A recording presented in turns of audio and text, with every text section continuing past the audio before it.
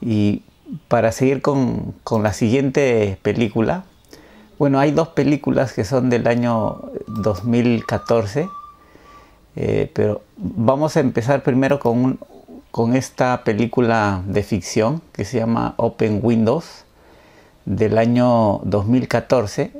Es una película española de Nacho Vigalondo, pero está hablada en inglés porque son actores norteamericanos. Y esta es la historia de un fan de una actriz reconocida mundialmente que él cree que ha ganado un sorteo, ¿no? Donde va a cenar con esta actriz y ya cuando está en el lugar donde van a celebrar esto, se entera por una serie de una conexión que tiene por internet que esto no es real, ¿no? Y empieza a obedecer unas órdenes de un personaje que no conocemos, no sabemos quién es, ¿no? Y todo se va tejiendo en base a estas órdenes que él recibe de este personaje, ¿no? Que le empieza a dar órdenes de por qué, o consejos, ¿no? De por qué él debe hacer tales cosas, ¿no? Hay varias cosas que comentar, pero no sé qué te pareció a ti, John, la película esta. De Nacho Vigalondo, vi la película Los Cronocrímenes del 2007. Lo vi porque trataba sobre viajes en el tiempo y a mí me gusta ese tipo de género, ¿no? De la ciencia ficción, viajes en el tiempo. Lo vi y me gustó y me disgustó porque en esa película Los Cronocrímenes, Nacho Vigalondo empieza bien, empieza narrando bien la historia, pero a medida de que avanza no sabe cómo terminar. Parece que el guión fuese defectuoso de la mitad hacia el final. Y eso mismo ocurre con esta película. La película tiene un buen arranque. Estoy hablando de Open Windows. Hay interés, hay intriga. El muchacho Elijah Wood, ¿no? Del Señor de los Anillos, me gusta su actuación, se nota convincente, inclusive de la actriz Sacha Grey, como una actriz que demuestra su desparpajo, su desinterés por la industria.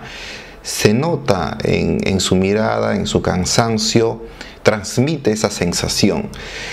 Y a medida que avanza la película, se va desgastando la historia. Parece que ya la historia no puede dar más.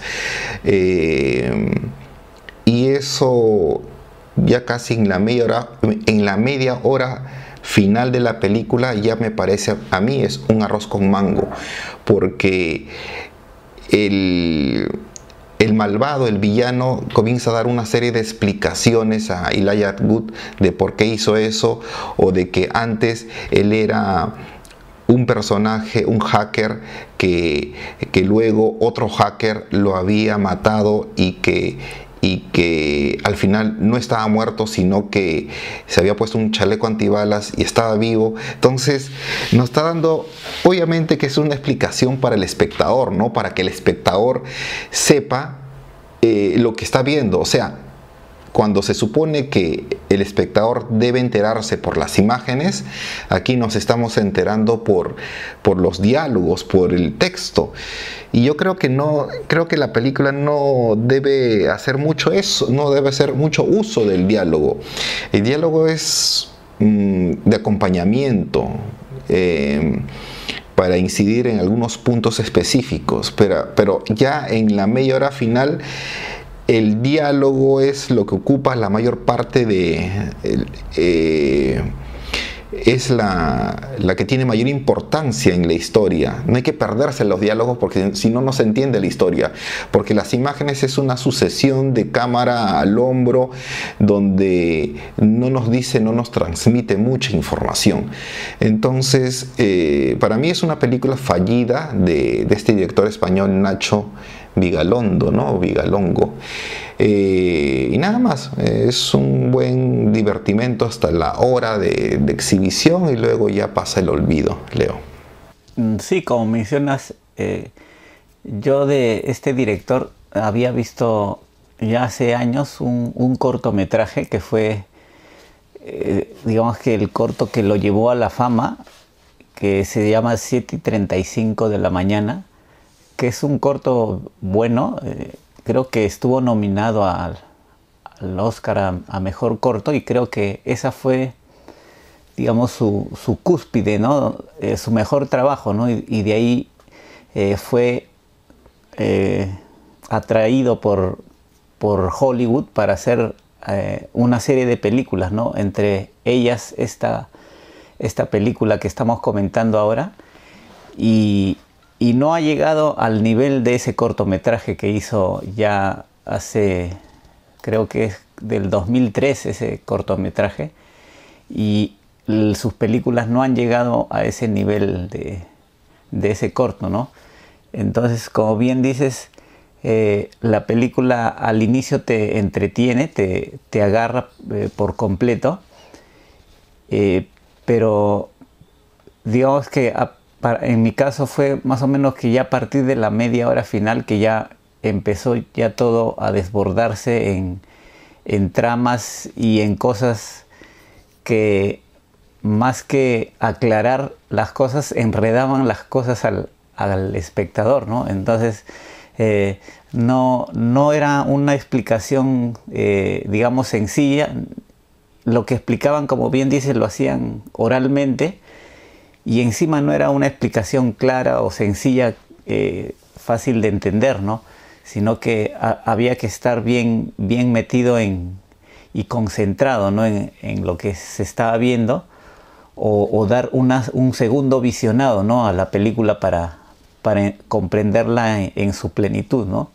Entonces creo que eso le juega en contra, ¿no? Y hace que el espectador, en vez de involucrarse y emocionarse, como que se retrae, ¿no? Y se aparta, porque puede ser muy confuso, ¿no? lo que se está contando. Entonces eso hace que a ciertos espectadores los aleje, ¿no? de esta historia que se está contando, que, como bien dices, tiene un buen ritmo al mostrar las imágenes, tanto cámaras al hombro o cámaras de vigilancia, ¿no? Que están bien combinadas, ¿no? Pero después sí decae este ritmo, y todo como que todo se trata de justificar como sea, ¿no? A tropezones, ¿no? Entonces eso es lo que me dejó ese sinsabor, ¿no? Y eso que yo antes ya la había visto esta película en su época en que se estrenó, y no, digamos que no recordaba que me haya disgustado tanto como ahora, ¿no? Ahora sí me incomodé más al verla, ¿no? Digamos que he sido más exigente en esta segundo visionado, y por eso le doy esta calificación de media, ¿no? No es una gran película que pueda recordar con alegría, ¿no? Sino es algo como un tropiezo en mi visionado de películas, ¿no? Yo me decía por qué Leonardo escogió esta cosa, esta película. Y esta película también es del año 2014, y es en ese año, o un año antes, creo que se hace la primera película de ese estilo, ¿no? De contar historias solo ponchando la pantalla del ordenador, ¿no? Y me parece que esta película se inspiró en aquella película que se hizo 1 o 2 años antes y ha tratado tal vez de imitar ese estilo, pero como que se enredó en su historia, ¿no? Y no ha salido airosa, ¿no? Como se dice.